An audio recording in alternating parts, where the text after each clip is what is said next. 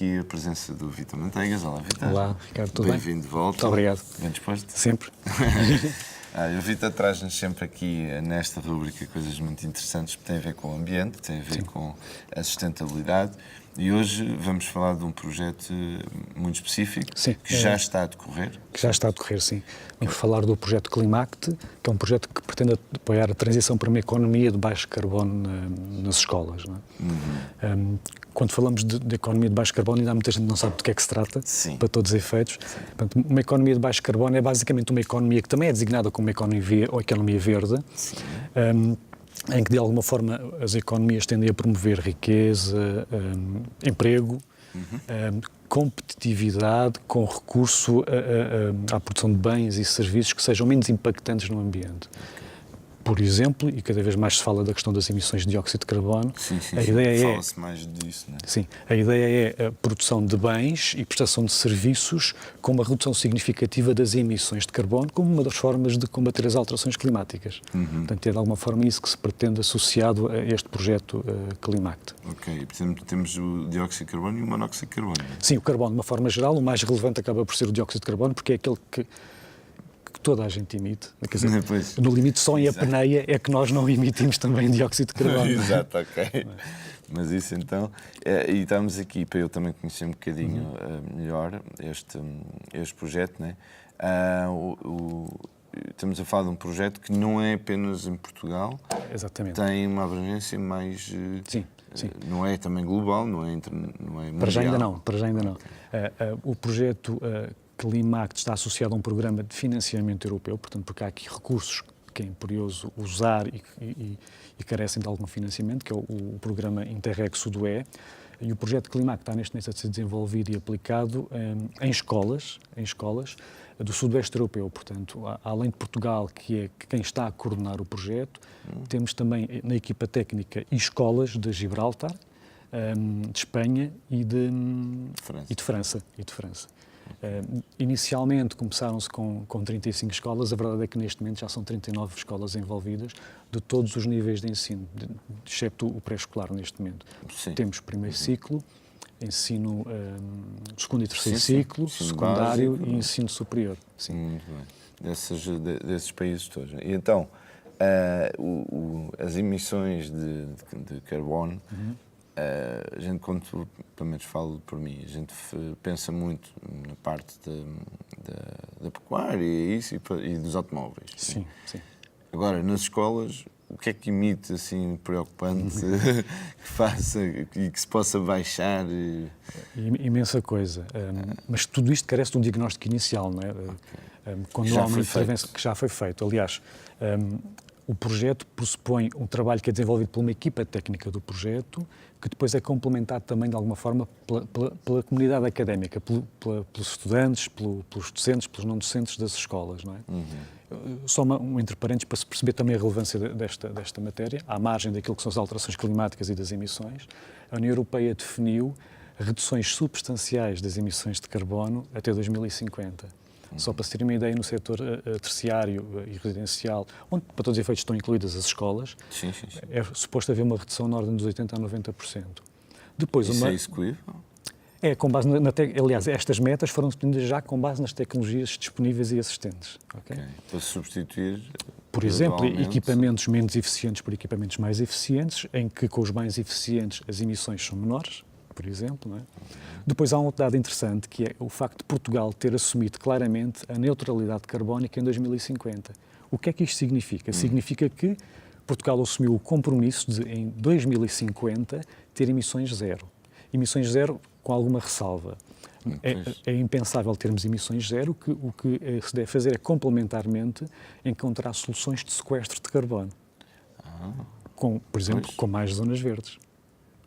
Ok? Interessante.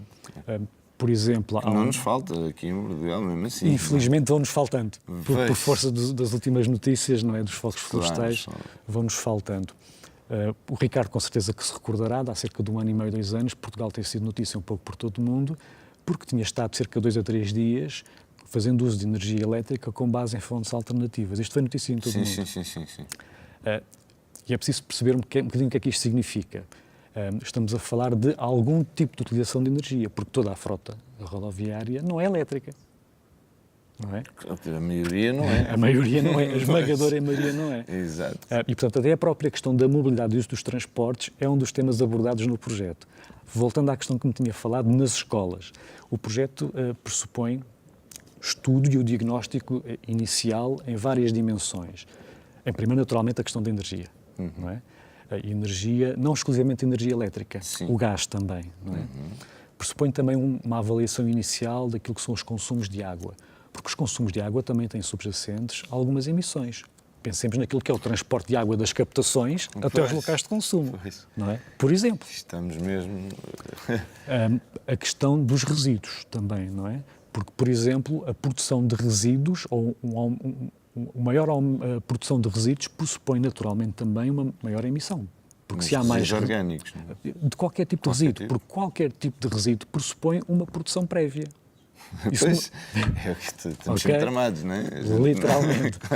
Depois, uma outra dimensão é a questão dos espaços verdes. Aqui não tanto exclusivamente naquela perspectiva da emissão, que também existe por causa do tratamento dos espaços verdes, mas muito essencialmente por causa do sequestro. Há bocado estávamos a falar a propósito da neutralidade carbónica. Depois a questão do transporte e da mobilidade, e aqui há duas questões que devem ser tidas em consideração e que são estudadas no âmbito do Climact. Uma é a forma como os estudantes e os professores e os não docentes se deslocam para a escola, porque o facto de eles... Não serem logo eles os culpados, não é? Sim, e a verdade é que... E depois podemos falar um bocadinho disto quando falarmos daquilo que cada um de nós individualmente pode fazer para ajudar também neste processo. A verdade é que muitas das vezes, em função da distância a percorrer e da existência ou não de transportes públicos, se faz uso da viatura privada. E, consequentemente, as emissões de carbono associadas são significativas.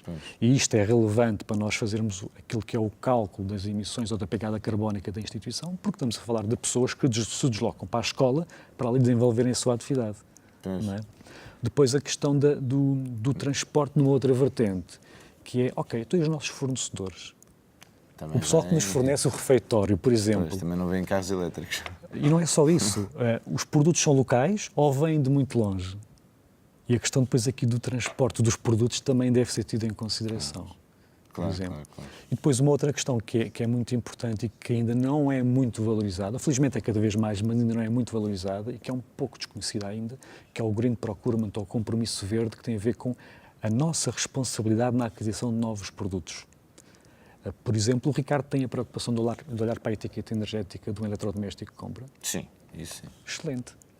A verdade é que muitas das vezes... Já fomos um bocado habituados, já tem tantos anos isso. Mas a verdade é que muitas das vezes não se olha muito para isso, até porque, ou quando se olha... Até para as lâmpadas.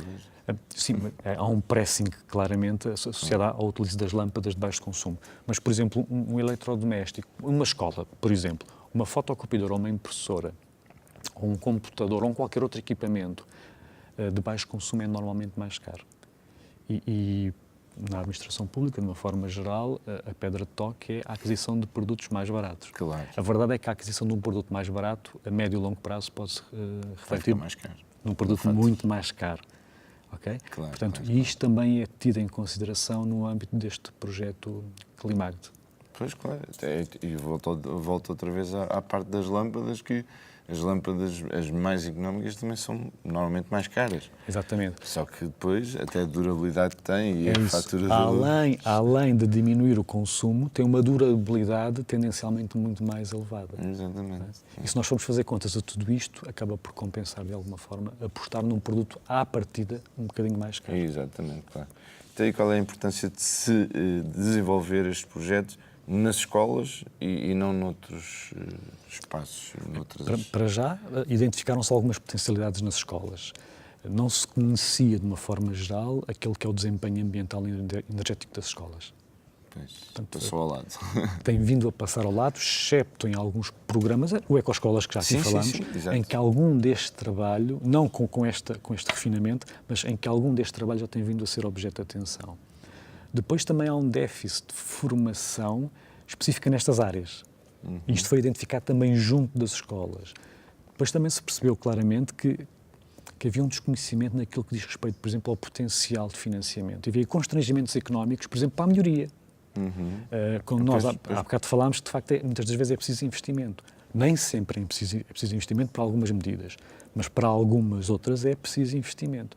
E depois há aqui alguns constrangimentos económicos que dificultam muito a questão da adjudicação da obra, da melhoria e do garantir verba para a sua concretização. Portanto, eu digo uma coisa, Vítor, e desculpa estar a fugir um bocadinho, mas eu aprendo imenso aqui com vocês, não só contigo, mas com muita gente que vem aqui. Excelente. Eu falo por mim, de um mês para o outro, eu consegui reduzir a fatura da eletricidade para metade. Isso é excelente. Mas teve que ter um diagnóstico inicial, teve que olhar pelo menos para uma fatura do mês prévio. Foi só uma coisa que me disseram, desliga os aparelhos todos, não deixe nada em stand-by. É verdade. E eu tinha tudo em stand-by. Eu nem me dou ao trabalho agora de desligar-me, tiro a tomada e aquilo tudo foi para metade.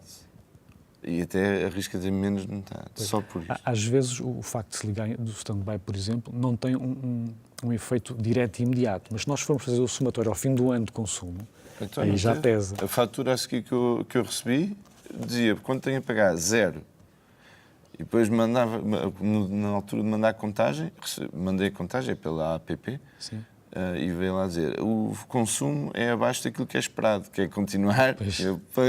Pois é, porque andei anos e anos. Não, é que muitas das vezes também os consumos não são o reflexo daquilo que efetivamente nós gastamos. É um bocadinho em função das estimativas. Sim. E às vezes as estimativas estão muito por cima, que depois, quando há uma contagem real... Sim, mas as expectativas tinham a sua razão de ser, porque realmente, por exemplo, até o wireless da internet estava ligado 24 horas por dia. Sim. Sei isso. Bem, mas vamos voltar aqui ao projeto. Claro. Já falámos que temos 39 escolas envolvidas. Sim, inicialmente eram 35, mas entretanto algumas das escolas de ensino superior que faziam parte da equipa técnica acabaram por entrar também enquanto escolas piloto do Climac, nomeadamente a Universidade de Gibraltar e uma das faculdades da Universidade de La Rochelle. Isto é para terminar em junho, julho do ano que vem. O projeto tem um deadline definido para junho, julho de 2019. Depois, em função da avaliação do projeto, o ideal, e garantindo-se que de facto há um potencial de contributo para uma economia de baixo carbono, é que isto seja alargado a todas as escolas e ao maior número de escolas possível. Esse é o objetivo da União Europeia? Esse é o objetivo do projeto. Agora vamos ver como é que as coisas correm. E já agora, para se perceber, porque eu há bocado já falei de uma equipa técnica e falei do trabalho que as escolas têm que fazer. A equipa técnica está a desenvolver um trabalho fundamental e está a criar condições e até ferramentas para que depois nas escolas se venha a fazer de facto algo de concreto e pelos estudantes e pelos professores e pelo pessoal não docente. A equipa técnica, e no âmbito do projeto, está a desenvolver ferramentas de apoio à decisão, em que no limite, por exemplo, há bocado em off estávamos um bocadinho a falar disto, a questão de monitorizar os consumos. Portanto, há esta possibilidade de monitorizar quase que em tempo real os consumos energéticos da escola e quando alguém desliga qualquer equipamento, vê logo automaticamente a redução do consumo. Claro. E isto acaba por induzir comportamento, muitas das vezes. Sim. Por exemplo, as escolas que têm perfis de consumo ao longo de uma semana e perceberem que durante um fim de semana em que têm espaços abertos para a comunidade, os gastos são muito significativos, isto pode levar à alteração da gestão dos espaços. Sim. Outra coisa que se está a fazer é desenvolver ferramentas educacionais para que depois os professores possam trabalhar estas questões com os estudantes, portanto, muito com base na tecnologia, porque é que, de facto, o drive neste momento para a ação dos jovens. Depois, outra coisa que também está a ser pensado são novos modelos de negócio, aquilo que eu também há bocado já falava, criar-se a oportunidade de colocar numa mesma plataforma escolas com potencial de redução de consumo e, consequentemente, redução das emissões de carbono e, por outro lado, empresas de serviços de energia, as tais empresas que podem ver ali uma oportunidade de negócio, investem aquilo que as escolas não têm capacidade e depois há um contrato, naturalmente, e estas empresas aquilo que vão ganhar é parte do retorno que decorre da poupança com os gastos de energia nas escolas.